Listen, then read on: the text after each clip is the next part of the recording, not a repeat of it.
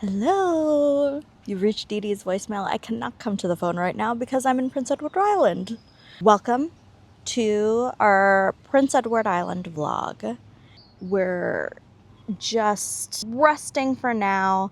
The manager has some homework that she has to do. She told me go outside, enjoy the beautiful weather because it's beautiful weather over here. We actually came here to celebrate her birthday. We decided to rent a cottage here, so there's like a bunch of cottages here in Prince Edward Island. And you've never been to Prince Edward Island. It's basically a island that's on the east coast of Canada. It looks like it's a small island, but it's actually a very big island when you get here. It's also known for its red soil and red sand because there were mineral deposits that made the soil and the sand very, very red here. I remember flying in to Prince Edward Island and seeing all of the red soil and being so amazed. That was really cool. We also bought these hats at the mart.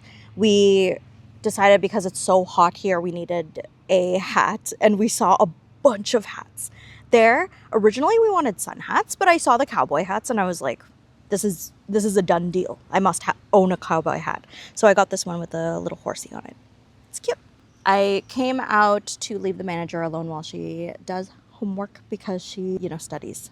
She's a manager, but she also has to finish school. In Prince Edward Island, if you didn't know, there's a very famous book series called Anne of Green Gables. That is a book series that I read when I was very young. I was like very, very excited to come here because they've got like a Anne of Green Gables, like the house that inspired the book series. They've got the author's kind of house as well. They've got a lot of just Anne of Green Gables themed things. Like already we found like Anne of Green Gables chocolate that we need to go and try. There's like Anne of Green Gables, like a soda too, that I still need to try. I was not expecting the amount of Anne of Green Gables merchandising. I'm reading Anne of Green Gables again. So I bought this book in Charlottetown, which is like one of the major cities there. I hadn't read it since I was like younger. So I really wanted to read it from scratch. I guess remember all of the things that I loved about it. It was like a series that is very close to my heart. It's a part of my childhood. And I'm very, very excited to go and see the house and the memorabilia and stuff like that and have the story kind of come to life in that way. I'm not gonna lie. I wasn't expecting it to be this beautiful. It said it was gonna rain. The entire time we were here, the weather report said it was gonna rain, but it's actually like quite gorgeous. But you know what they say. Whenever there are beautiful, gorgeous, warm days, there has to be rain to make up for them. It's equal exchange. That's how nature is. We have a couple of things planned that we want to do on this trip. There's an amusement park nearby. So tomorrow, for the manager's birthday, we were thinking of going to that amusement park. I'm all about the Ferris wheel and the merry-go-round. I must go. There's also like these carts that you can drive too. Like it's like a go-karting place, but it's like with a racetrack. Do you know Mario Kart? It's kind of like that for the go-karting, but it's like more safe than Mario Kart. The manager and I wanted to go and do that, and then maybe play some games as well. Maybe go to the beach too, because one of the main reasons why I wanted to come to PEI, other than Anne of Green Gables, was to see the ocean, was to see the beach. I must be near a beach. I must be near an ocean. Unfortunately, in Toronto, we have a lot of lakes, but we don't have an ocean. So I do feel the lack of ocean when I'm there, a little bit. Wherever we go, I'm always asking, is there an ocean? I don't think that's like a great guideline to travel by, but you can't control when you want to see the ocean or not. That's how I feel. You can't control that.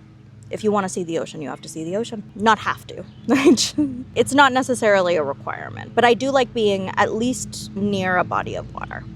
Ideally an ocean though. I'm like alone out here, but I am very deathly afraid that someone is going to come out. Like 2 people walked by already and they pretended that they didn't see me, which I'm very grateful for. because, you know, making these videos is like kind of embarrassing. It's a little bit, it makes me a little bit self-conscious. You do it anyway, right? You do it anyway because it's fun. You definitely need a car for here, and the manager and I don't drive. We were kind of like, okay, how are we gonna do this? Especially since where we are, where the Anne of Green Gables house is actually in the rural parts of PEI. This area is called Cavendish. It's kind of off season for Cavendish. The first day of traveling here, we like flew in. We went to Charlottetown and we ate, and we realized that there wasn't an easy way to get here. So we were like basically figuring out the logistics of it. I think once you get here, it's 100% worth it. It's like very relaxing.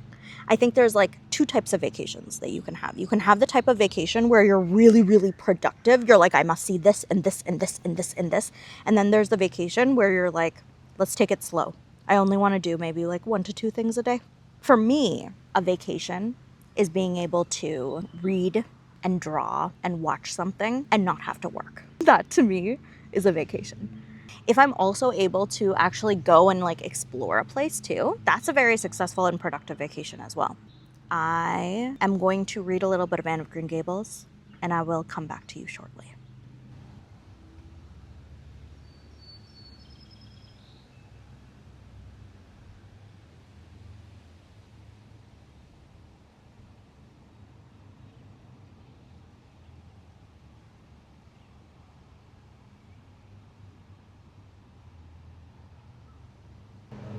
Okay, I think I found a line I really, really like from the chapter. It really stuck out to me. So this is from Anne. Marilla and Matthew are siblings, and Marilla hadn't quite decided to adopt Anne yet. So Marilla told Anne to go outside and was just like, I don't want to. I want to go out so much. Everything seems to be calling to me. Anne, come out to us. Anne, we want a playmate.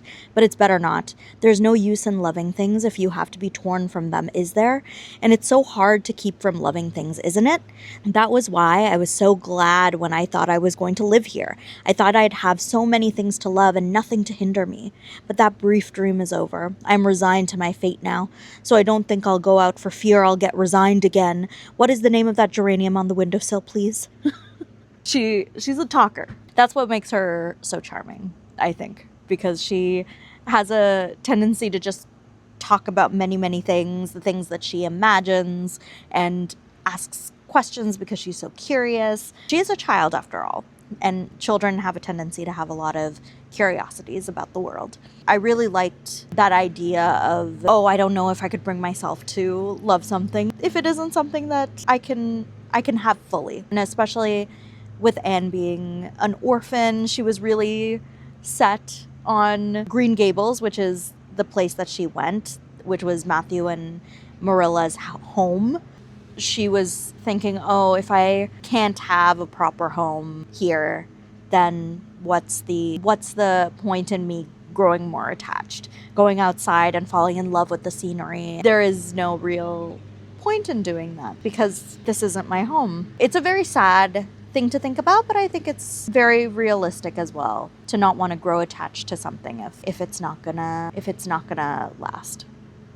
In it so far, Anne is going to get adopted. It was like up in the air for a few chapters, but she's gonna get adopted by Marilla and Matthew. The story is really, really gonna get started the more characters that she meets in the town of Avonlea.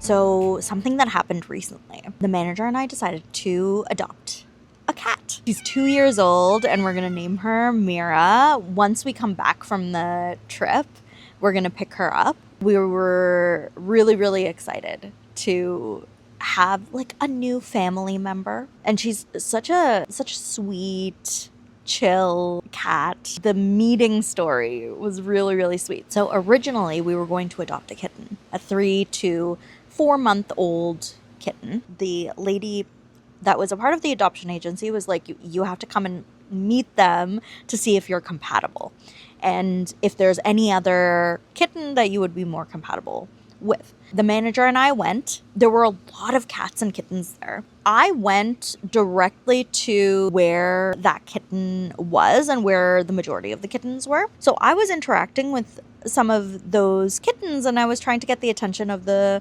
one that we were interested in. That kitten did not vibe with us. That kitten was not interested in us whatsoever. The manager saw another cat that came immediately as we entered the room, and she sat like quietly right by where we were, and the manager started interacting with her, and she was so sweet and so lovely and so like receptive to affection. She was also sick. She had a cold, so she was like wheezing. You know, when you have a cold and you're recovering from the cold, you get like kind of like a stuffy nose. Whenever you're breathing, it sounds nasally. And that was exactly what was happening with her. Even I could hear it. I was like with the kittens and I could hear her in the background. And I was just like, oh, that must be so difficult. We know what it's like to have a cold and be recovering from like a cough, a stuffy nose. It is not fun. It's very just like tiring. It's uncomfortable. I was just like, oh, it must be so uncomfortable for her to have a stuffy nose. She seemed to be like really getting along with the manager, and the manager seemed like found her very, very sweet. One of the things the adoption agency told us was that kittens are very vulnerable, and it's very important for kittens to be with owners that have a lot of experience taking care of them, especially like have a special knowledge about taking care of kittens and cats. We don't really have that because we're first-time pet owners. We decided that a kitten might not be a good fit for us because we don't have that expertise. We might not be able to give them as much attention as maybe an owner who has a lot more experience. So we decided to go for that cat. Her adoption name was Bossy, which I find quite funny because she is not giving that energy. She's not very bossy. We decided to name her Mira. When I kind of noticed her afterwards and I was petting her and just like giving her a nice head massage, the manager came over and put her hand on Mira's arm. Mira put her paw on the manager's arm, and they were bonded after that point. Bonded for life. It was actually like the sweetest to see the way that a human and an animal could bond with each other and really grow very attached to each other almost immediately and know from the beginning, oh, like this is the person that I choose. I think that's such a sweet and beautiful thing, and I think it's very special and rare. The animal that you end up choosing, that you end up giving a home to, that you spend your life with really does become a part of your family. They have such an attachment to you, and they live such a happy life by your side. Anything that you can give as a human to them and any joy that they can give to you is something that should be celebrated and something that should be thought of as very, very precious. I think any pet owner and any pet is very, very lucky to be able to find that kind of perfect connection with each other, a perfect friendship. It's something that we kind of take for granted as well. I saw it firsthand, that bonding experience. I also saw Mira, and I thought she must be so uncomfortable getting over that cold. And it would be very, very nice to give her kind of a calm and peaceful home. Mira kind of keeps to herself. She's an introvert like me. She has a hard time with some of the other cats that are more extroverted or just have more energy. So it seemed to like make her a little bit more anxious to be around so many cats, but she seemed to be like very lovely with us.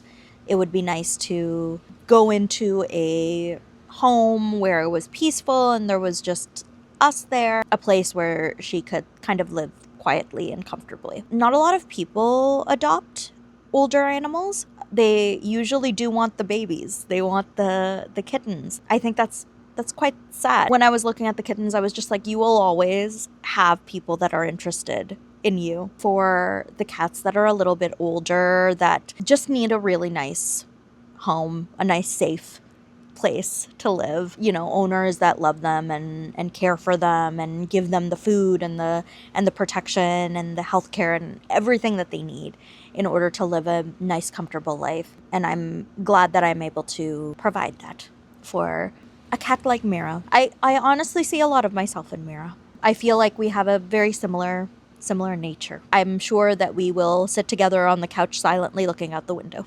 The manager is going to shower her with a lot of love and find her absolutely adorable, as she should. It was a long time coming. It was something that I really, really wanted, but I think I was waiting for the right time. But I don't think there's ever the right time for something like that. I don't think there's ever really the right time for anything. I think there's just when a thought occurs to you, when, you know, an opportunity presents itself, that's the right time. I think they're coming towards us. Hello. Hello. Moo. Get. We don't have any food for you, sorry. So cute. Sorry, yeah, we don't have any. We don't got no food. Very cute though.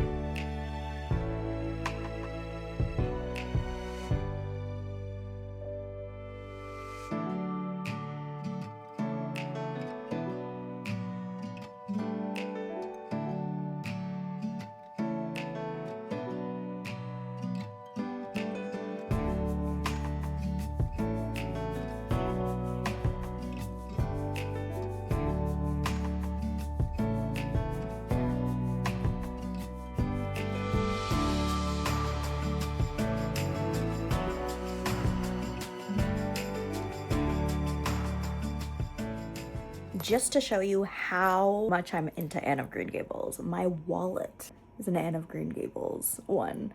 I got it from the Etsy store. They make like book inspired wallets and purses. So cute. On the back is a quote. "Dear old world, you are very lovely and I am glad to be alive in you." Sweet, right? The next vlog is gonna be some of the activities that we're going to go over. Thank you for joining us. We will see you next time.